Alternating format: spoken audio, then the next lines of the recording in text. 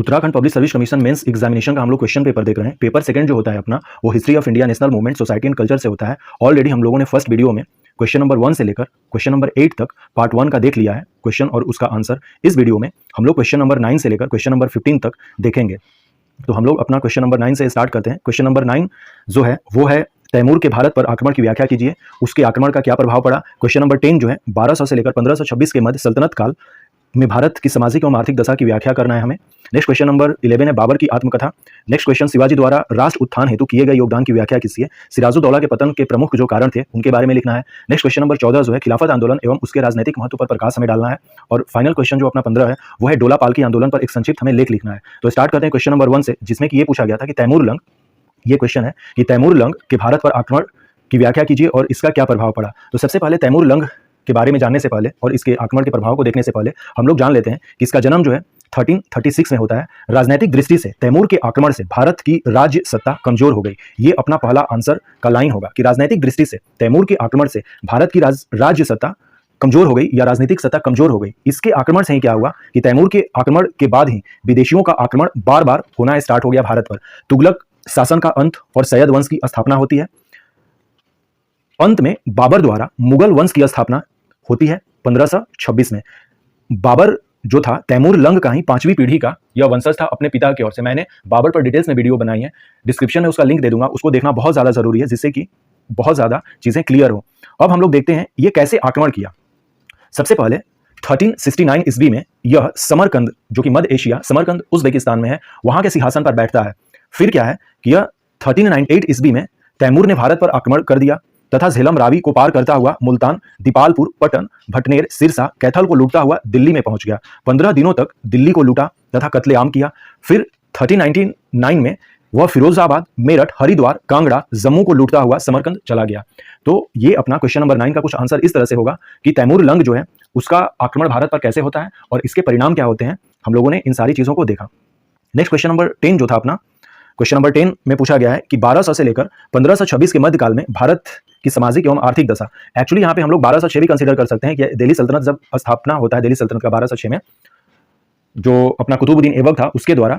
तो हम लोग देखते हैं 1200 से लेकर 1526 तक की भारत की सामाजिक एवं आर्थिक दशा। दो के बारे में पूछा गया है कि सामाजिक दशा क्या थी और आर्थिक दशा क्या थी। सामाजिक, तो सबसे पहले समाज जो था उस समय दो प्रमुख संप्रदायों जिसमें कि हिंदू और मुस्लिम थे में बटा था। दोनों ने बहुत सी बातें एक दूसरे की अपनाई, लेकिन समाज में कुछ जो समाज का जो डिवीजन था वो किस तरह से था, जैसे शासक वर्ग और अमीर वर्ग था, एक मध्यम वर्ग और जो मजदूर वर्ग था वो थी, स्त्रियों की दशा क्या थी, खान पान, मनोरंजन क्या था, ये सारी चीजें जो है हम समाज के अकॉर्डिंग देख सकते हैं। तो सिंपल सी बात है, शासक और अमीर वर्ग जो होंगे वो अमीर होंगे। स्त्रियों की दशा सबसे दयनीय थी इस काल में, दिल्ली सल्तनत काल में। सामाजिक जो दोष थे, मद्यपान, बहुविवाह, वेश्यावृत्ति, बाल विवाह, दहेज, सती, पर्दा प्रथा जैसी सामाजिक बुराइयां थीं। तो हम लोगों ने कुछ ये शॉर्ट में बताने की कोशिश की कि सामाजिक दशा क्या थी। अब हम लोग खान पान और मनोरंजन में भी देख सकते हैं। उस समय जो दिल्ली सल्तनत का जो सबसे फेवरेट खाना था लोगों का, क्योंकि यह नॉर्थ इंडिया में था, तो खिचड़ी जो था यहाँ का सबसे फेमस खाना था। पंजाब में लोग रोटियां खाते थे, मनोरंजन, शिकार वगैरह कुछ करके इस तरह से मनोरंजन हुआ करती थी। तो इसको डिटेल्स में हम लोग दूसरे वीडियोज में देखेंगे। यहाँ पर हम लोग एक शॉर्ट जो मॉडल आंसर हो सकता है हमारा, जो अपने Uttarakhand public service commission mains examination में आया है, उस पर अभी हम लोग काम कर रहे हैं और उसी हिसाब से हमने इस आंसर को लिखा है।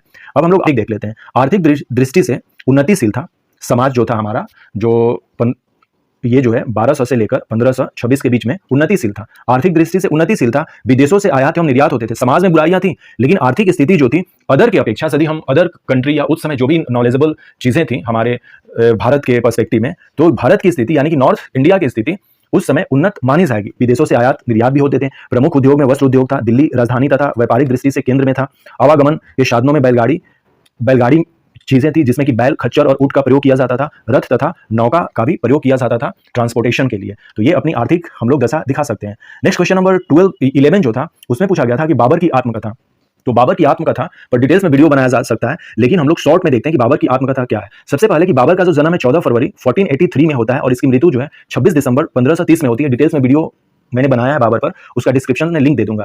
तो बाबरनामा या जिसे तुजुके बाबरी भी कहते हैं, मुगल वंश के संस्थापक बाबर की तुर्की भाषा में, इसकी तुर्की भाषा थी, उसमें इसने अपनी आत्मकथा लिखी। इसमें बाबर ने अपने उज्बेकिस्तान की फरगना वादी में गुजारा हुआ बचपन और यौवन, बाद में अफगानिस्तान और भारतीय उपमहाद्वीपों पर आक्रमण और कब्जा, अन्य घटनाओं का विवरण किया है। इसमें बाबरनामा का आरंभ कुछ इस तरह से करता है वो जो बाबर है कि फरगना इस सूबे में सन 1494 और एग्जैक्ट डेट है 8 जून 1494 में 12 साल की उम्र में वह राजा बनता है। तो इस तरह से कुछ बाबरनामा का वो स्टार्टिंग करता है। अदर चीजें हैं इससे रिलेटेड, बाबरनामा में ही बाबर जो है ये बताता है कि भारत की राजनीतिक तथा प्राकृतिक स्थिति, सामाजिक, आर्थिक, सांस्कृतिक जीवन पर भी अपना विचार यह लिखता है।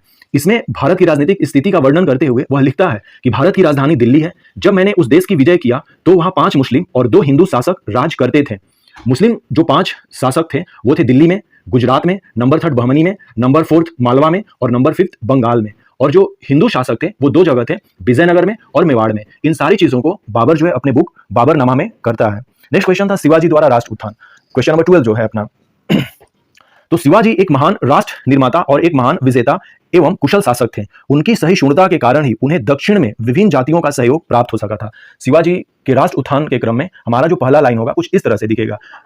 तो सिंपल सी बात है, शिवाजी के बारे में अदर जो चीजें हैं हम लोग इस तरह से लिख सकते हैं कि वो कुशल शासक एवं कूटनीतिज्ञ थे, दुर्गों का प्रबंध करने में तथा केंद्रीय एवं प्रांतीय शासन प्रबंधन में अपनी कुशलता एवं मौलिकता का उन्होंने परिचय दिया। महान सेना नायक थे, धार्मिक सहिष्णुता थे, सारे धर्मों को ये समान रूप से देखते थे। शिवाजी महाराज के बारे में कुछ इंफॉर्मेशन कि इनका जन्म जो है 19 फरवरी 1630 माना जाता है। वैसे बहुत सारे बुक्स में आपको 1627 भी दिखेगा, लेकिन फाइनली बहुत सारे हिस्ट्रियन जो हैं और ऑफिशियली भी ये कंसीडर कर लिया गया है 1630।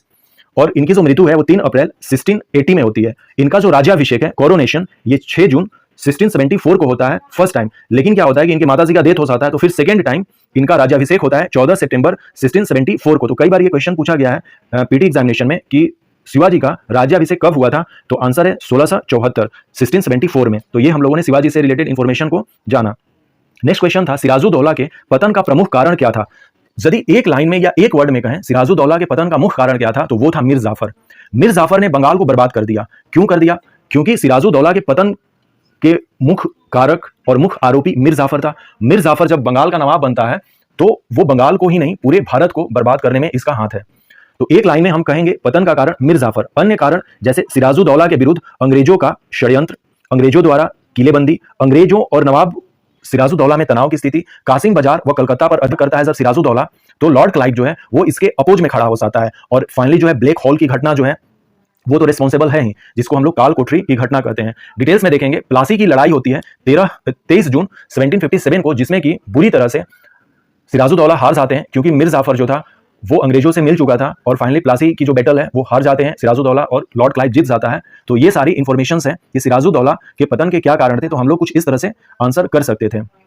नेक्स्ट क्वेश्चन नंबर 14 जो था खिलाफत आंदोलन एवं उसका राजनीतिक महत्व पूछा गया था। तो सबसे पहले खिलाफत आंदोलन जो है वो 1919 से लेकर 24 के बीच में हुआ था। खिलाफत आंदोलन भारतीय मुसलमानों का ब्रिटेन के विरुद्ध टर्की के खलीफा के समर्थन में किया गया आंदोलन था। राजनीतिक महत्व, गांधी जी ने खिलाफत आंदोलन को हिंदू मुस्लिम एकता का अवसर माना।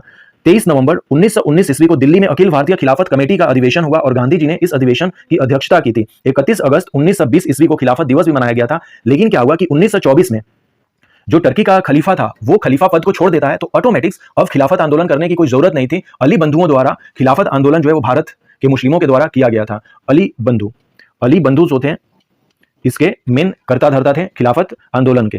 तो क्वेश्चन नंबर 14 भी हम लोगों ने देख लिया। फाइनल क्वेश्चन नंबर अपना जो 15 है वो है अपने गढ़वाल से रिलेटेड डोला पालकी आंदोलन। तो डोला पालकी आंदोलन के जो नायक हैं वो अपने जयानंद भारती जी हैं। ये एक महान स्वतंत्रता संग्राम सेनानी थे। तो डोला पालकी में हम लोग कुछ ऐसे लिख सकते हैं कि सबसे पहले जयानंद भारती जी का जन्म लिखते हैं कि 17 अक्टूबर 1881 और इनकी मृत्यु जो है 9 दिसंबर 1952 को होती है। जयानंद भारती ने डोला पालकी आंदोलन चलाया जिसमें शिल्पकारों, उत्तराखंड में शिल्पकारों का मतलब है कि जो निम्न जाति के लोग हैं उनके लिए शिल्पकार शब्द को चुना गया है। जैसे कि गांधी जी ने हरिजन वर्ड जो है वो इंट्रोड्यूस किया गया था, उसी तरह से उत्तराखंड में जो निम्न जाति के लोग हैं उनको शिल्पकार कहा जाता है। जयानंद भारती ने डोला पालकी आंदोलन चलाया जिसमें शिल्पकारों के दूल्हे और दुल्हनों को डोला पालकी में बैठने का अधिकार बहाल कराना था। गढ़वाल में इस आंदोलन का स्वर्ण जातियों द्वारा प्रतिरोध किया गया था। प्रमुख नेता जो थे इसके जयानंद भारती, बलदेव सिंह आर्य थे। अप्रैल 1946 में जयानंद भारती द्वारा दुगड्डा में आर्य समाज के सम्मेलन का आयोजन किया गया जिसमें एक बार पुनः डोला पालकी संबंधी प्रस्ताव पारित किए गए। इसके उपरांत समाज में शिल्पकारों की बारातों के साथ अपमानजनक घटनाओं की सामान्यतः पुनरावृत्ति नहीं हुई। सामाजिक सुधार जो होता है वो एक प्रोसेस है, एक बार में नहीं हो सकती है। सामाजिक सुधार एक क्रांति नहीं है, वो एक कंटिन्यू प्रोसेस है। और धीरे धीरे 20वीं शताब्दी के अंत तक इस प्रथा को लगभग अब समाप्त कर दिया गया है। इस तरह की घटनाएं अब नहीं देखने को मिलती है। तो यही सारा चीज था कि गढ़वाल में सन 1923 से सामाजिक समानता के लिए तकरीबन 20 वर्षों तक निरंतर लड़ा गया डोला पालकी आंदोलन का नेतृत्व जयानंद भारती ने किया। उस समय शिल्पकार परिवार की बारात में डोला पालकी का प्रयोग करना वर्जित था। डोला पालकी का मतलब हुआ जिसमें कि दूल्हा और दुल्हन बैठती हैं, भारती जी ने जब इस कुप्रथा का सार्वजनिक विरोध किया तो स्वर्णों ने उन्हें अनेक तरीकों से प्रताड़ित किया। स्वर्णों की इस ज्यादती के खिलाफ उन्होंने इलाहाबाद उच्च न्यायालय में मुकदमा दायर किया। निर्णय उनके पक्ष में आने के बाद सरकारी कानून के माध्यम से शिल्पकारों के लिए वर्जित डोला पालकी प्रथा का अंत हुआ। जयानंद भारती जी का जन्म आज जो 17 अक्टूबर है 1881 में ऑलरेडी हम लोगों ने देख लिया कि इनके गांव का नाम अरकंडाई जो बीरोखाल पौड़ी गढ़वाल में है, वहां पर इनका जन्म हुआ था। तो ये सारी इन्फॉर्मेशंस जो थी हम लोगों ने अपने डोला पालकी से रिलेटेड इन्फॉर्मेशंस देखी। आई होप सो कि आपको क्वेश्चंस जो है वो ये एक जो हम लोगों ने अभी देखा, ये सारे क्वेश्चंस ये एक मॉडल आंसर है, हम लोग इसमें जोड़ घटाव कर सकते हैं। आई होप सो कि आपको क्वेश्चंस के पैटर्न समझ में आए होंगे और इसके आंसर हम लोग कैसे कर सकते हैं वो भी समझ में आया होगा। नेक्स्ट वीडियो में हम लोग अदर जो क्वेश्चंस है पार्ट सेकंड के वहां से स्टार्ट करते हैं। तो मिलते हैं नेक्स्ट वीडियो में।